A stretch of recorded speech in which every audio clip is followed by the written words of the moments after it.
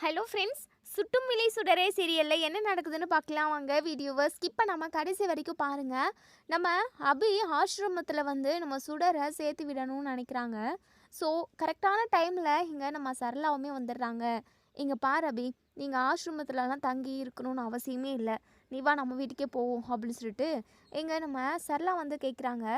உடனே நம்ம அபி இருந்துட்டு, வேண்டாம் நீ, எனக்காக நீங்கள் பட்ட கஷ்டம் எல்லாமே போதும், இனிமேலும் உங்களுக்கு பாரமாக நான் எனக்குமே இருக்க மாட்டேன், தயவு செஞ்சு நீங்கள் எங்களை மட்டும் கூப்பிடாதீங்க அண்ணி, நீங்கள் போங்க அண்ணி, நாங்கள் எங்கள் வாழ்க்கையை பார்த்துக்குறோம் அப்படின்னு சொல்லிட்டு உடனே இங்கே நம்ம இது சுடர் இருந்துட்டு, அம்மோ அதான் அத்தை கூப்பிடுறாங்கல்ல, நம்ம அவங்க கூடலே இருக்கலாமே, நம்ம அவங்கள விட்டு வந்துட்டோம் அப்படின்னா அவங்க எல்லாருமே ஃபீல் பண்ணுவாங்க, அது மட்டும் இல்லாமல் எனக்குமே மாமா கூடயும் தருண் தியா கூடவும் இருக்கணும்னு ஆசையாக இருக்கமோ.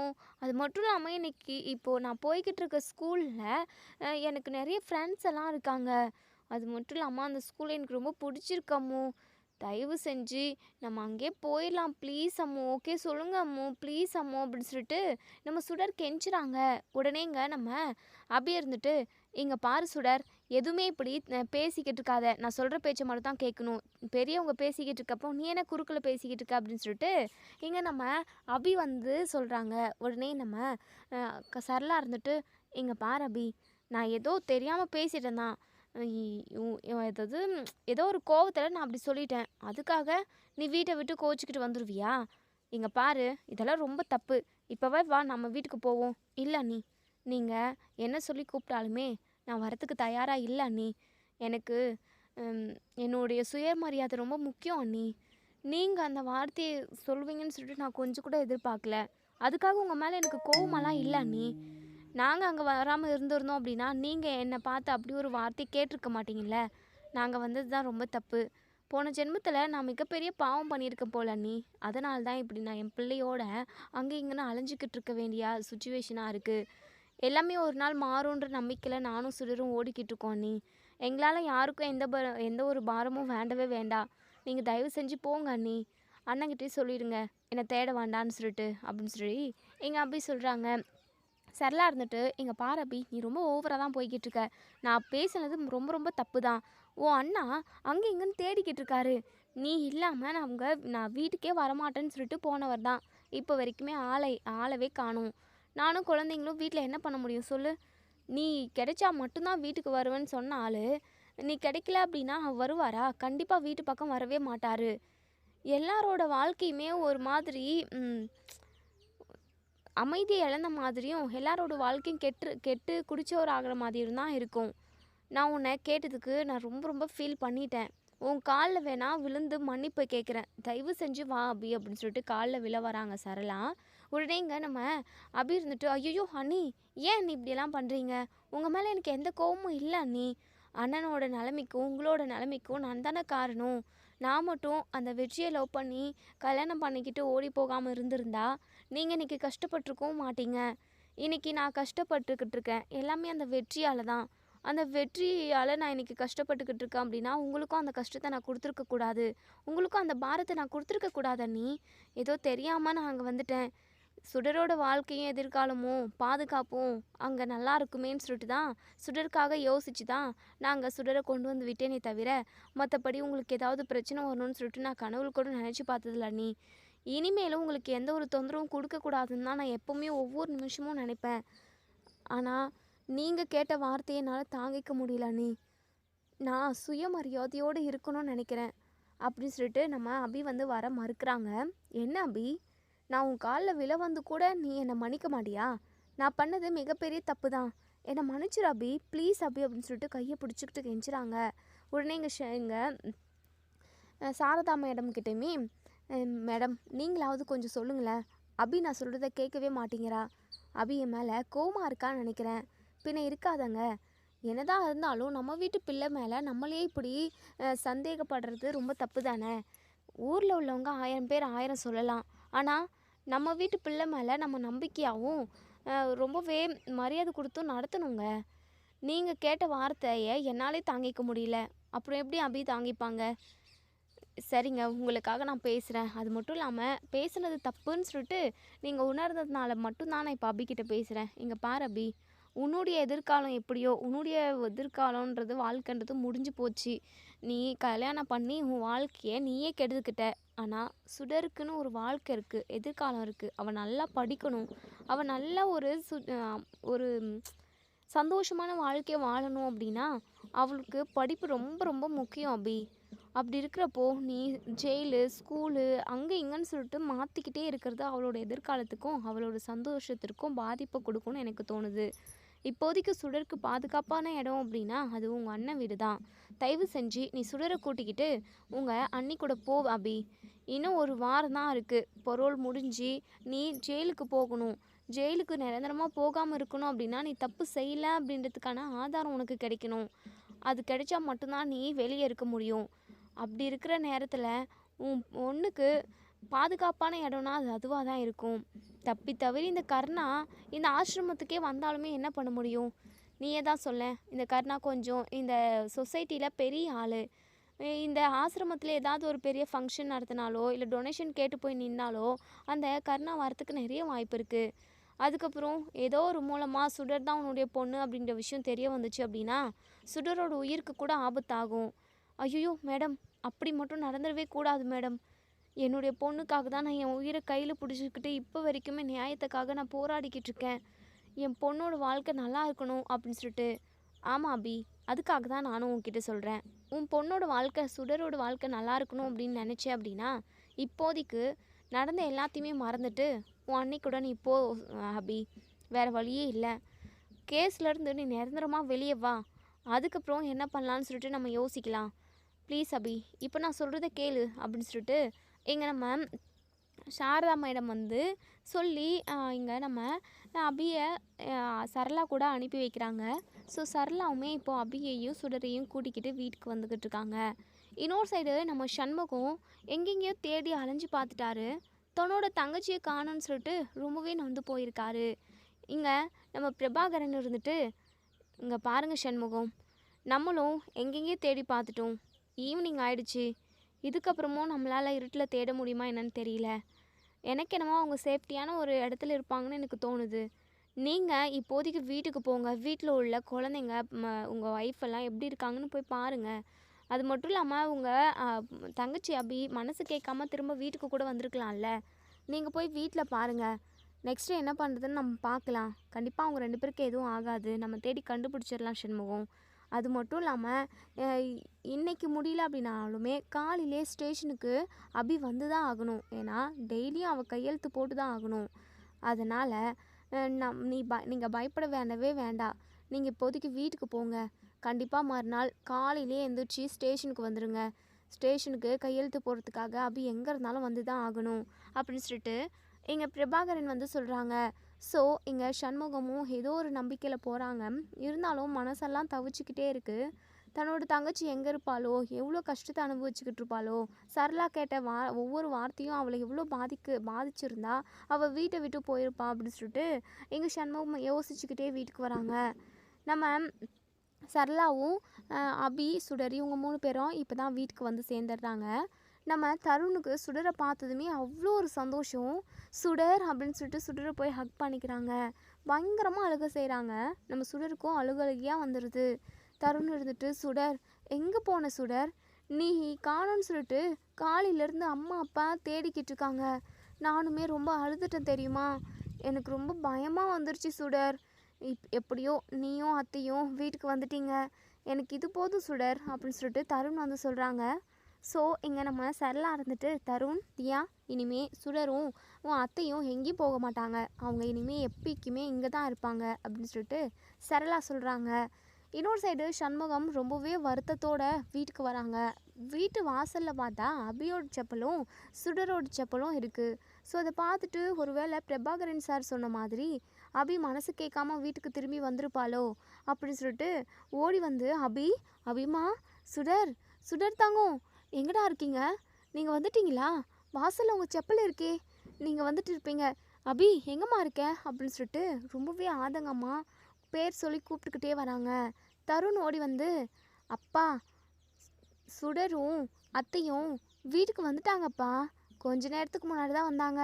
என்னடா சொல்கிற தருண்? ஆமாப்பா, அம்மா தான் அவங்க 2 பேரையுமே கூட்டிகிட்டு வந்தாங்க. இதை கேட்டு நம்ம சண்முகம் பயங்கரமாக ஷாக் ஆகுறாரு. என்ன, உன் அம்மா கூட்டிகிட்டு வந்தாளா? ஆமாப்பா, அம்மா தான் கூட்டிகிட்டு வந்தாங்க. எப்படியோ சுடரும் அத்தையும் திரும்ப வந்துட்டாங்க. எனக்கு இப்போ தான்ப்பா ரொம்ப ரிலாக்ஸாக இருக்குது. உடனே நம்ம சண்முகம் ஓடி போய் ரூமுக்கு போய் பார்க்குறாங்க. நம்ம அபியும் சுடரும் தூங்கிக்கிட்டு இருக்காங்க. ஏன்னா நைட் ஃபுல்லாக அங்கே இங்கேன்னு நடந்து அலைஞ்சு திரிஞ்சது தான் மிச்சம். சுடரும் அபியும் சரியாக தூங்கவே இல்லை. ஸோ வீட்டுக்கு வந்ததுமே டயர்டில் 2 பேருமே பெட் மேலே படுத்து தூங்கிக்கிட்டு இருக்காங்க. பக்கத்துலேயே இங்கே நம்ம சரளா உட்காந்து நம்ம சுடரோட காலை அமுத்தி பிடிச்சி விட்டுக்கிட்டு இருக்காங்க. இதை பார்த்தா இங்கே நம்ம சண்முகத்துக்கு ரொம்பவே சந்தோஷமாக இருக்குது. தன்னோட தங்கச்சி குழந்தையும் வந்துட்டாங்க. இனிமே நம்ம எதை நினச்சியும் கவலைப்படக்கூடாது அப்படின்னு சொல்லிட்டு சண்முகம் ரொம்ப சந்தோஷப்படுறாரு. அதே நிமிஷம் சரளா கிட்ட வந்து, சரளா ரொம்ப நன்றி சரளா அப்படின்னு சொல்லிட்டு, எப்படியோ எங்கே தேடி கண்டுபிடிச்ச, அவங்களா வந்தாங்களா நீயா கூட்டிகிட்டு வந்தியா சரளா அப்படின்னு சொல்லி கேட்கவும், ஏங்க எனக்குமே அபி வீட்டை விட்டு போவான்னு நான் கொஞ்சம் கூட எதிர்பார்க்கலைங்க. அவள் வீட்டை விட்டு போனதில் எனக்குமே ரொம்ப வருத்தங்க. அங்கே இங்கேன்னு சொல்லி பார்த்தேன். கடைசியில் அபிக்கு யாருமே இல்லை. அவள் போனால் எங்கே போவான்னு சொல்லிட்டு யோசிச்சப்போ தான் ஆசிரமத்துக்கு போய் பார்க்கலான்னு சொல்லிட்டு போனேன். அது மட்டும் இல்லாமல் அதுக்கு முன்னாடியே நான் அந்த சாரதா மேடத்துக்கு கால் பண்ணி விஷயத்த கேட்டேன். அவங்களுமே மனசு கேட்காம எனக்கு சொல்லிட்டாங்க. அதுக்கப்புறம் ஆசிரமத்துக்கு போயிட்டு அபியையும் சுடரையும் கூப்பிட்டேன். ஆனால் அபி வரவே மாட்டேன்னு சொல்லிட்டாங்க. அவள் காலில் விழுந்து அவகிட்ட மன்னிப்பு கேட்டுட்டு அதுக்கப்புறம் அவளை நான் கூட்டிகிட்டு வந்தேங்க அப்படின்னு சொல்கிறாங்க. சண்முகம் இருந்துட்டு, சரளா உனக்கு மிகப்பெரிய மனசு தான். ஏதோ வாய் இருக்க முடியாமல் நீ பாட்டுக்கு என்னென்னமோ தலைக்கால் புரியாமல் பேசிட்ட.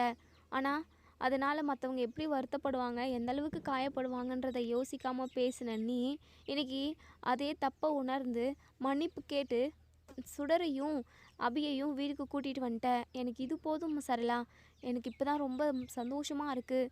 அபியும் சுடரும் எங்கே போவாங்க, என்ன பண்ணுவாங்க, ஏதாவது பிரச்சனை மாட்டிக்குவாங்களான்னு சொல்லிட்டு நான் நினச்சி ரொம்ப ஃபீல் பண்ணி பயங்கரமாக அழுதுட்டேன் சரளா. எப்படியோ என் தங்கச்சி பொண்ணையும் நீ கூட்டிகிட்டு வந்துட்ட. உனக்கு எப்போக்குமே நான் நன்றியோடு இருப்பேன் சரளா அப்படின்னு சொல்லிட்டு. ஏங்க எதுக்காகங்க இப்படியெல்லாம் பேசுகிறீங்க? நானே ஏதோ கோவத்தில் நம்ம வீட்டில் உள்ளவங்களுக்கு ஏதாவது ஆயிடுமோ அபி மூலமாக, அபியை துரத்துற ஆளுங்க நம்ம வீட்டில் உள்ளவங்களையுமே துரத்த ஆரம்பிச்சிருவாங்களோன்னு சொல்லிட்டு பயத்தில் தான் அவள் புருஷன்கிட்ட ஒப்படைக்கலான்னு நினச்சேன். ஆனால் அவள் புருஷன் மேலே இந்த அளவுக்கு இவள் கோவமாக இருக்கா. அது இவ்வளோ சண்டை போட்டுக்கிறாங்களே அப்படின்னு ஏதோ ஒரு கோவத்தில் வார்த்தையை வெளியே விட்டுட்டேங்க. வார்த்தையை விட்டால் அள்ள முடியாதுன்னு சொல்லுவாங்க. அந்த மாதிரி தாங்க இப்போ ஆயிப்போச்சு. இனிமே எப்பவுமே நான் பேசுகிறப்போ வார்த்தையை அளந்து தாங்க பேசுவேன். ஒவ்வொரு வார்த்தையுமே யோசித்து பார்த்து தான் பேசுவேன். அபியை எந்த அளவுக்கு அந்த வார்த்தை காயப்படுத்திருந்தா அபி வீட்டை விட்டு போகணும்னு நினச்சிருப்பா. என்னை மன்னிச்சிருங்க, நான் இப்படி பேசியிருக்க கூடாது அப்படின்னு சொல்லிட்டு. சரளா, நீ தேவையில்லாத வார்த்தையில் அபியை காயப்படுத்திட்டேன்னு சொல்லிட்டு எனக்கு உன் மேலே நிறைய கோவம் இருந்தது. அபி லெட்டர் எழுதி வச்சுட்டு போனப்போ கூட உன்னை எதுவுமே பேசக்கூடாதுன்னு சொல்லிட்டு சொல்லியிருந்தா. அதனால தான் உன்னை நான் எதுவுமே கேட்கவே இல்லை. ஆனால் உன் மேலே அவ்வளோ கோவம் இருந்தது. ஆனால் இப்போ எனக்கு அந்த கோவமெல்லாம் பறந்து போயிடுச்சு சரளா. ஏதோ வேகத்துலேயும் கோவத்துலேயும் வார்த்தையை விட்டுட்டேன். அதுக்கப்புறம் போய் பதற அடிச்சுக்கிட்டு பிள்ளைங்க 2 பேரையுமே கூட்டிகிட்டு வந்துட்டேன். எனக்கு இது போதும் சரளா. உன்னுடைய மனசு தான் உண்மையவே. என்ன ஒன்று, கோவத்தில் என்ன பண்ணுறோன்னு தெரியாமல் கண்ணு முன்னு தெரியாமல் நீ பாட்டுக்கு பேசி விட்டுடுற.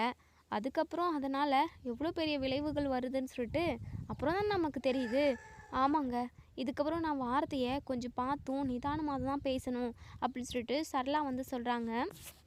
என்ன சரளா, அபியும் சுடரும் தூங்கிக்கிட்டு இருக்காங்க அப்படின்னு சொல்லி கேட்கவும், ஏங்க அவங்க நைட்டே எழுந்திரிச்சு கிளம்பியிருப்பாங்க போல். அதாங்க டயர்டாக இருந்ததுக்கும் சும்மா தான் உட்காந்துட்டு இருந்தாங்க. அப்படியே தூக்கம் வர மாதிரி இருக்குன்னு சொன்னாங்களா, சரி நான் தான் உள்ளே கூட்டிகிட்டு வந்து பெட்டில் படுக்க சொல்லி கூட்டிகிட்டு வந்து விட்டேன். 2 பேருமே தூங்கிக்கிட்டு இருக்காங்கங்க. அவங்கள நம்ம டிஸ்டர்பன்ஸ் பண்ண வேண்டாம். நான் அவங்களுக்காக போய் சமைக்கிறேங்க, நீங்கள் பார்த்துக்கோங்க அப்படின்னு சொல்லிட்டு. சரி சரளா அப்படின்னு சொல்லிட்டு இன்னொரு சைடு இங்கே நம்ம வெற்றி வந்து சுடரை காணும்னு சொல்லிட்டு எங்கெங்கேயோ தேடி பார்க்குறாரு. எங்கேயுமே சுடர் கிடைக்கவே இல்லை. சுடரோட ஞாபகம் இன்னும் அதிகமாக தான் ஆகுது நம்ம வெற்றிக்கு. சுடர் இல்லாமல் நம்ம எப்படி இருக்க முடியும்? டெய்லியும் மகேஷுக்கு சாப்பாடு கொடுக்குறப்பெல்லாம் சுடர் நம்மக்கிட்ட வந்து பேசுவாளே, சுடரை பார்க்காம பேசாமல் நம்மளால் இருக்க முடியாதே. ஏன் சுடர் வீட்டை விட்டு போயிருப்பா? இல்லை யாராவது கடத்திருப்பாங்களான்னு சொல்லிட்டு பயங்கரமாக யோசிச்சிருக்காங்க. ஏன்னா ஏற்கனவே அதாவது வெற்றியோட கர்ணாவோட ஆட்கள் வந்து சுடரை வந்து கடத்தி வச்சுருந்துருப்பாங்க. ஸோ அவங்க கிட்டேருந்து நம்ம வெற்றி தான் சுடரை காப்பாற்றி கொடுத்துருப்பாங்க. ஒருவேளை அந்த மாதிரி நம்ம ஆட்களே யாராவது கடத்திருப்பாங்களோன்னு சொல்லிட்டு அவங்களோட ரவுடி ஆட்கள்கள் எல்லார்களுக்கும், அதாவது கர்ணாவோட அடியாட்களுக்கு கால் பண்ணி இந்த மாதிரி சுடரை கடத்தினீங்களாடா அப்படின்னு சொல்லி கேட்கவும், இல்லைண்ணே இப்போல்லாம் கடத்துற தொழிலவே விட்டுட்டோம். ஏன்னா அன்னைக்கு நீங்கள் அடி பொழந்து விட்டுட்டீங்க. அப்பத்துலேருந்து கடத்துற தொழிலெல்லாம் இல்லைண்ணே. ஏதோ அப்படி இந்த அதாவது பணம் வட்டிக்கு விடுற பணத்தை மட்டும் வாங்குற வேலையோடு வச்சுக்கிட்டு இருக்கோம். மற்றபடி அதெல்லாம் எதுவும் செய்கிறதில்லண்ணே அப்படின்னு சொல்லிட்டு உடனே நம்ம வெற்றியுமே ஃபோனை வச்சுடுறாங்க. அப்போ தான் புலி வராங்க. என்னாச்சு வெற்றி, இவ்வளோ பதட்டமாக இருக்கேன் அப்படின்னு சொல்லி கேட்கவும், இல்லை புலி, சுடரை காணுமா, ஒருவேளை நம்ம ஆட்கள் தான் யாராவது கடத்தி வச்சுருப்பானுங்களான்னு சொல்லிட்டு கேட்குட்டேன். அவங்களும் இல்லைன்றானுங்க.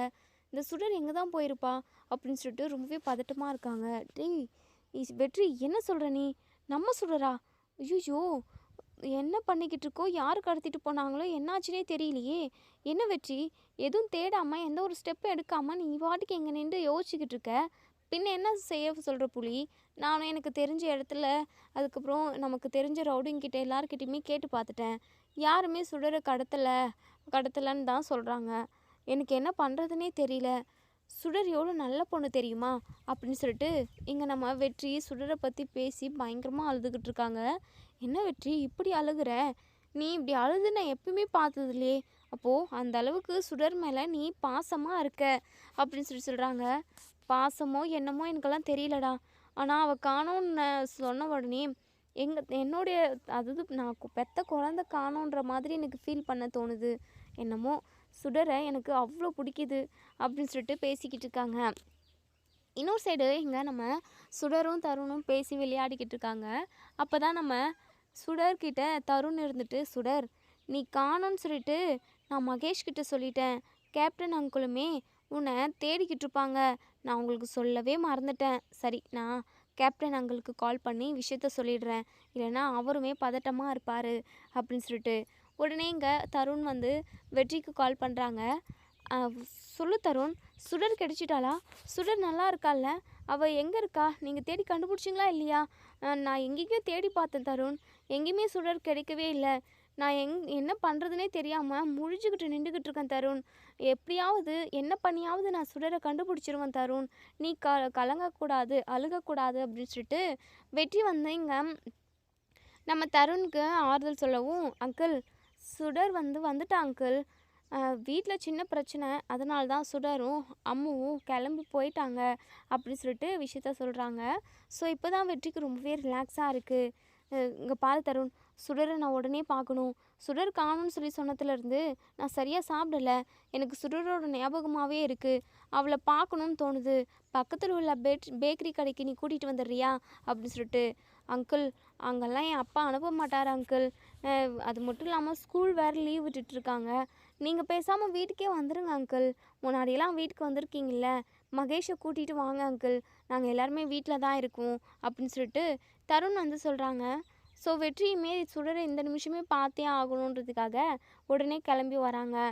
இங்கே நம்ம தருண் போயிட்டு சரளா கிட்ட, அம்மா இன்னைக்கு கேப்டன் அங்கிள் வராரு. நீங்கள் எல்லா ரெசிபியும், அதாவது அவருக்கு ஒரு சில சாப்பாடெல்லாம் ரொம்ப பிடிக்கும். நான் அதை எல்லாமே உங்களுக்கு லிஸ்ட் போட்டு தரேன். கொஞ்சம் கொஞ்சமாக செஞ்சு வச்சுருங்க. கேப்டன் அங்கிள் வந்து ஒரு நாள் கூட நம்ம வீட்டில் எதுவுமே சாப்பிடவே இல்லை. அவர் வந்தார் அப்படின்னா ஏதாவது சாப்பிடட்டும். நீங்கள் நான் சொல்கிறதெல்லாம் சமைச்சு வச்சுருங்கம்மா அப்படின்னு சொல்லிட்டு. சரிடா தருண், நான் சமைச்சிடுறேன், நீ சொல்லிட்டு போ அப்படின்னு சொல்லிட்டு. இப்போது ஒரு 1/2 ஹவர்லேயே ஒரு 1 ஹவரில் நம்ம சரளா வந்து எல்லாமே சமைச்சு ரெடியாக வைக்கிறாங்க. உடனே நம்ம சண்முகம் வந்து, என்ன சரளா தடபடலாம் சமைச்சு வச்சுருக்க போல்? ஆமாங்க, அபியும் இந்த சுடரும் வீட்டை விட்டு போயிட்டாங்க. என்ன பண்ணுறதுனே தெரியாமல் அங்கே இங்கேன்னு நீங்கள் அலைஞ்சிக்கிட்டு இருந்தீங்க. நானும் ஒரு வழியாக அவங்க 2 பேரையும் வீட்டுக்கு கூட்டிகிட்டு வந்துட்டேன். அந்த சந்தோஷத்தை கொண்டாடணும் இல்லைங்க, அதுக்கும் இன்னொரு விஷயத்துக்காகவும். இன்னொரு விஷயமா? ஆமாங்க, அதான் சுடர் அடிக்கடிக்கு கேப்டன் கேப்டன் சொல்லிக்கிட்டு இருப்பாள்ல, அவருமே சுடரை பார்க்கறதுக்காக இப்போ நம்ம வீட்டுக்கு வந்துக்கிட்டு இருக்காராம். அவருக்கும் சேர்த்தே சமைச்சிருக்கீங்க அப்படின்னு சொல்கிறாங்க. சரி சரி, எப்படியோ ஒரு கட்டு கட்டிட வேண்டியது தான். வாசனை கம கம கமன்னு இருக்குது. ருசியும் ரொம்ப டேஸ்ட்டாக இருக்கும்னு நினைக்கிறேன், நல்லா இருக்கும்னு நினைக்கிறேன். சீக்கிரமாக எடுத்துகிட்டு வந்து சர்வ் பண்ணுங்க இது சரளா அப்படின்னு சொல்லிட்டு சண்முகம் வந்து சொல்கிறாங்க. சரிங்க, போயிட்டு பிள்ளைங்களெல்லாம் கையை கழுவ சொல்லுங்கள், கையை அலம்பிட்டு வந்து உட்காருங்க எல்லாருமே, நான் சாப்பாடு எடுத்து கொண்டு வந்து வைக்கிறேன் அப்படின்னு சொல்லிட்டு கரெக்டாக இங்கே நம்ம வெற்றியும் மகேஷும் வந்துடுறாங்க. இப்போது அபி வந்து உள்ளே தான் இருக்காங்க. ஸோ நம்ம சண்முகம் இவங்க எல்லாருமே இருக்காங்க. இப்போது இங்கே நம்ம வெற்றி இருந்துட்டு உள்ளே வராங்க. சண்முகம் இருந்துட்டு, இங்கே பாரு, ஒழுங்கா அங்கேயே நில்லு, வீட்டில் காலடி எடுத்து வச்ச அவ்வளோதான். உடனே சுடர் இருந்துட்டு, மாமா எதுக்காக நீங்கள் வெற்றி அங்கிளை கேப்டன் அங்கிளை உள்ளே வர விடாமல் பண்ணுறீங்க? கேப்டன் உள்ளே வருவார், அவர் என்ன தப்பு செஞ்சார்? கேப்டன் நீங்கள் உள்ளே வாங்க கேப்டன் அப்படின்னு சொல்லிட்டு. சுடர் நீ கொஞ்சம் நில்லுமா, எங்கே பாருடா, என் தங்கச்சி வாழ்க்கையை கெடுத்து குட்டிச்சவர் ஆக்கிற நீ இந்த வீட்டில் காலடி எடுத்து வைக்கக்கூடாது. உன்ன மாதிரி ஒரு துரோகியை நான் என்றைக்குமே மன்னிக்க மாட்டேன். என் தங்கச்சி இன்னைக்கு நரக வேதனை அனுபவிச்சுக்கிட்டு இருக்கா அப்படின்னா அதுக்கு காரணம் நீ. உன்னால தான்டா குழந்தைய எங்கே படிக்க வைக்கிறதுன்னு கூட தெரியாமல் அங்கே இங்கேன்னு சொல்லிட்டு அவள் அலைஞ்சிக்கிட்டு இருக்கா. அதை பார்க்கவே எனக்கு கஷ்டமாக இருக்குது. நீ சரியாக இருந்திருந்தா அப்படின்னா என் தங்கச்சி வாழ்க்கையும் நல்லா இருந்திருக்கும், என் தங்கச்சியோட குழந்தை சுடரோட வாழ்க்கையும் நல்லா இருந்திருக்கும். எல்லாரும் வாழ்க்கையுமே கெடுத்து குடிச்சவராக்கிட்டல நீ. உன்னை நான் சும்மாவே விட மாட்டேன், இங்கேருந்து போடா அப்படின்னு சொல்லிட்டு. இப்போ தான் வெற்றி ஒரு நிமிஷம் ஒரு விஷயத்த கவனிக்கிறாரு. ஸோ என்ன விஷயம் அப்படின்னா, சண்முகம் கோவத்துலேயும் ஆத்திரத்துலேயும் தன்னோட தங்கச்சி பொண்ணு சுடர் தான் அப்படின்ற மாதிரி தெளிவாக சொல்லியிருப்பாரு. ஸோ இதை கவனித்து நம்ம வெற்றி பயங்கரமாக ஷாக் ஆகுறாரு. என்ன சொன்னீங்க இப்போ? சுடர் உங்கள் தங்கச்சி பொண்ணா? என்ன சொல்கிறீங்க? அப்போது சுடர் உங்கள் பொண்ணு கிடையாதா அப்படின்னு சொல்லிட்டு. என்னடா என்ன அப்போது குழந்த பிறந்த விஷயம் கூட உனக்கு தெரியலையா? இப்படி என் தங்கச்சிக்கு நல்ல வாழ்க்கையை கொடுக்குறேன்னு அவகிட்ட ஏமாற்றி அவளை லவ் பண்ணி கல்யாணம் பண்ணிட்டு போய் ஒரு குழந்தையுமே பெற்று இப்போது குழந்தை இருக்கான்ற மாதிரி கேட்குற அப்படின்னு சொல்லிட்டு. உடனே இங்கே நம்ம வெற்றி இருந்துட்டு, உண்மையாகவே எனக்கு தெரியாதுங்க, கல்யாணம் ஆகி ஒரு 3 மாதத்துலேயே அவள் ஜெயிலுக்கு போயிட்டா. அதுக்கப்புறம் இப்போது 10 வருஷம் ஆகுது.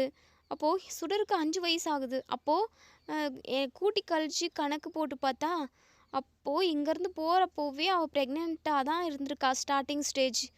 ஐயோ, எனக்கு ஒரு வார்த்தை கூட அவள் சொல்லவே இல்லையே. அது மட்டும் இல்லாமல் அந்த குழந்தைய அவள் நல்லபடியாக வளர்த்தாளா இல்லையான்னு கூட தெரியலையே. சுடர் உண்மையாகவே ரொம்ப நல்ல பொண்ணாக தான் இருக்கா. ஜெயிலில் எப்படி நல்ல பொண்ணாக வளர்த்தா இவ? அது மட்டும் இல்லாமல் அவள் புத்தியே சரியில்லையே. அவள் சீப்பான கேரக்டரோடு இருக்கா. அவள் எப்படி இந்த குழந்தைய நல்லபடியாக வளர்க்க முடியும்? அப்போது அவள் ஜெயிலில் இருந்திருக்க மாட்டா. உங்கள் கூட தான் இந்த பொண்ணு இருந்தாளா?